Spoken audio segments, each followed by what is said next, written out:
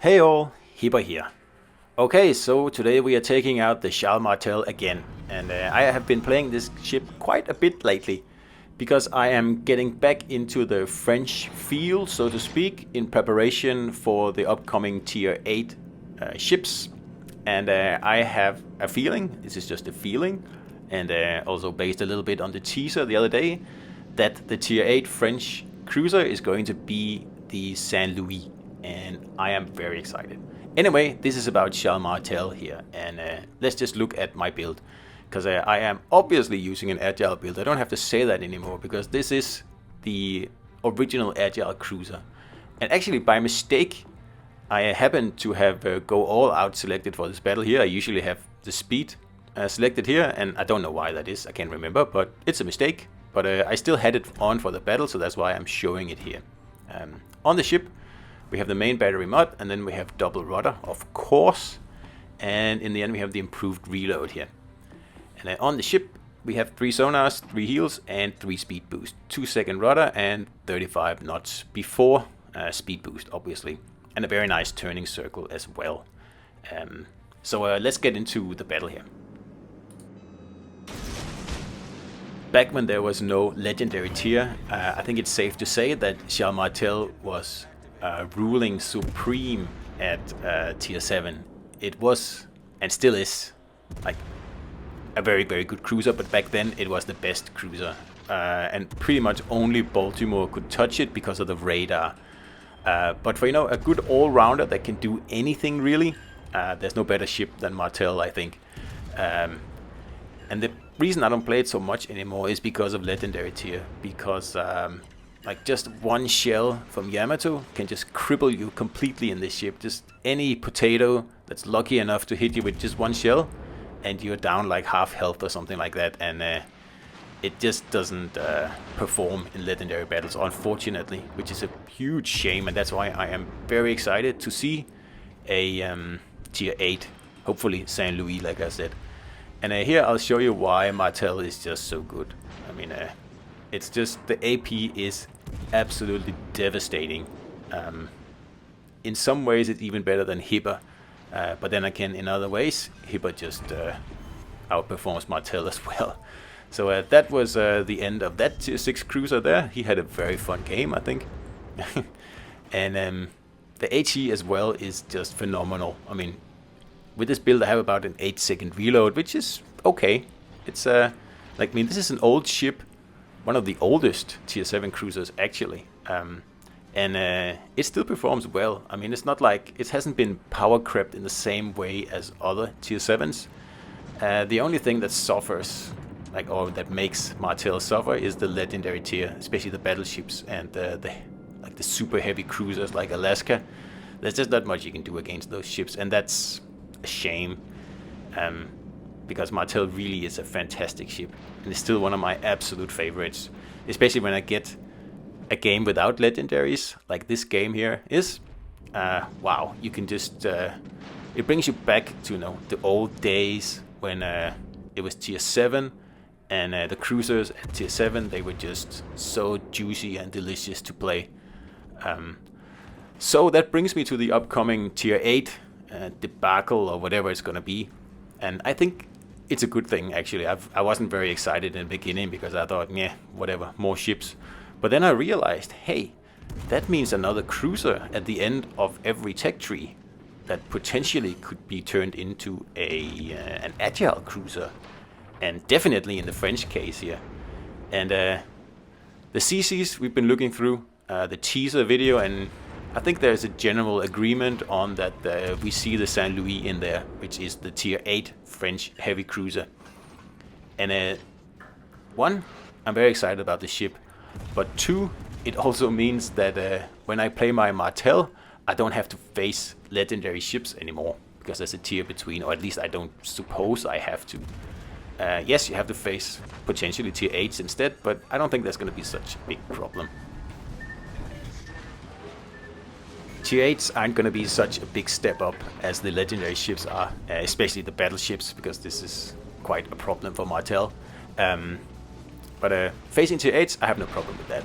And talking or speaking about tier 8s, let's talk about the Saint Louis, because it's not that different from Martel. It's pretty much a Martel, really, with a few small differences here and there. But the main thing is what I assume will be the case here on console as well, is that it gets a main battery reload boost. And yep, that sounds really nice. Imagine Martel with main battery reload boost. Wow. That means you can just punch those broadsides at just a few seconds. Yeah, that's a juicy thing. And at the same time, when you play your Martel, you don't have to face Yamatos anymore. Yep, I think the future is looking very, very bright for actually most tier 7 cruisers, but especially the French here, because it has been struggling matched up against legendary ships. I don't think that's any secret. So I am quite, well, actually very excited to see what this tier 8 turns into. So in the meantime, we have done pretty well here on this flank. Just about to finish off this Helena here. And that'll bring us to our 4th kill here. And this is what I call a trifecta battle, because we end up with, the golden trio, which is high caliber, Confederate, and a Kraken. And in my mind, that's the only real Kraken out there. You can get Krakens if you want to. Well, not if you want to really, but if you go out and specifically want to get a Kraken, it's not that difficult just to, grab the last 1% of a few ships. And I mean, if you're good, you can do it once every, I don't know, 30, 40, 50 battles, something like that, who knows. But getting like the full trio there is that shows that you have been pretty much carrying the whole battle, the whole team, and the whole game, really. Because with the high caliber, the Confederate, and the Kraken, well, it's hard to get. It's hard to prove that you've done any better than that, really. Yeah, and like I said, Martel is just such a nice, well-rounded ship. I mean, if you don't feel like brawling mood, which you can do in Hipper and Edinburgh, then Martel is my 3rd choice, really. If I just want to play, a normal battle. And there is, a case for picking Wichita over Martel, but I just like to have my torpedoes. And I realize I'm giving up a radar for those torpedoes, and obviously that's a downside. But you just have to make it work, really. So for example here, I know I'm spotted, I know that, and I know where the destroyer is. He's shooting torps from in there, so obviously he's hiding in there. And also, we are ahead on points, but we've lost every other cap than the one I got in the beginning here, or the one I fought for in the beginning here. So it's going to be quite a gamble to try to win this battle here on points, and there's the high caliber. Because there's simply too many caps, there's 3 of them, and I don't know if I can rely on my teammates to actually help me grab them all. And now we are equal on points, and we have 7 minutes left. It's not looking good. So that means that really the only way to win this battle here for sure is to take out the enemy team. And I am just trying to catch this destroyer here in a naughty position. Because obviously I have to go around this island here. Well, I don't have to, but I want to, because I want to get rid of that champagne there. And that's the Confederate. And I get spotted again. That means the destroyer is right there.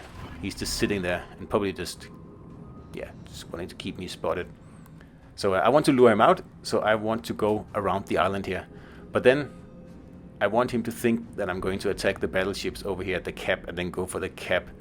When in reality, my plan is to just fall off spot here and then go straight for the destroyer, because that is your job as a cruiser. And I already took out one destroyer with my very nice sonar on this ship here, and I'm so happy that Martel has a sonar. It's not like a Malfi, because I really like a Malfi, but without a sonar, it's just not very good.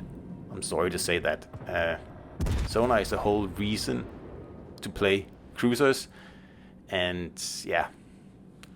Anyway, Martel has a sonar, and it's super agile. It's such a joy to play. It's squishy. Yeah, it is squishy. So you have to be a little careful in it, but on the other hand, it's also very maneuverable, so it's really hard to hit this ship here. And here's a welcome committee of torpedoes, but with an agile build, we can just pick the biggest hole in the torpedoes and just go for that. And obviously, as soon as I come out of this smoke here, I'm going to catch this destroyer here,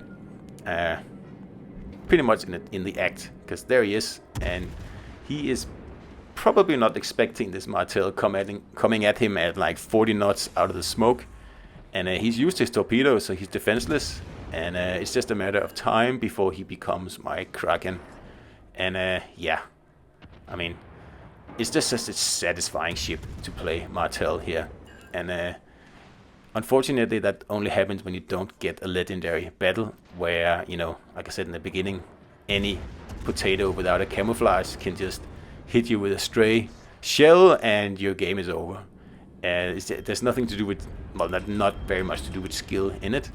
But down here at tier 7, and even if you get a few tier 6s in the mix, like I have here, oh, well, like you are a king of the castle in this ship here. It's just so good.